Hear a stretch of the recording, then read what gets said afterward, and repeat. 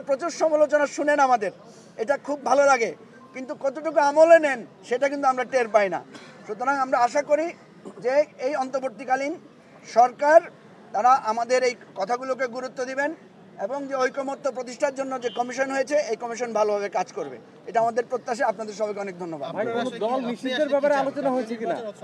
দেখেন, আজকে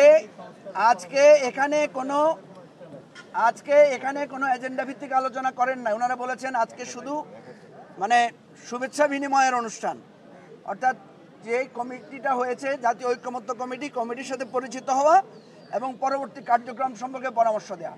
সুতরাং এখানে কোনো নীতিগত আলোচনা আমরা করি নাই।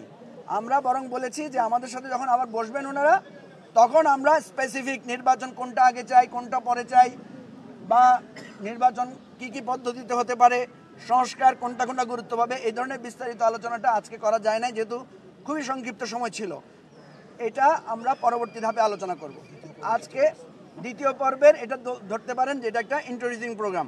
এখানে আলী রিয়াজ সাহেব বক্তব্য রেখেছেন, তারপরে আমাদের চিফ অ্যাডভাইজার বক্তব্য রেখেছেন এবং ওনারা আশ্বাস দিয়েছেন আমাদের কাছে সবার কাছে হার্ড কপি লিখিতভাবে ওনাদের সুপারিশগুলো ওনারা পাঠাবেন।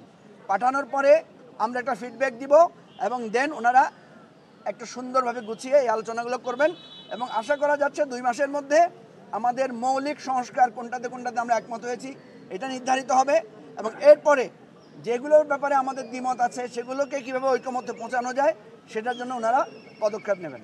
ধন্যবাদ।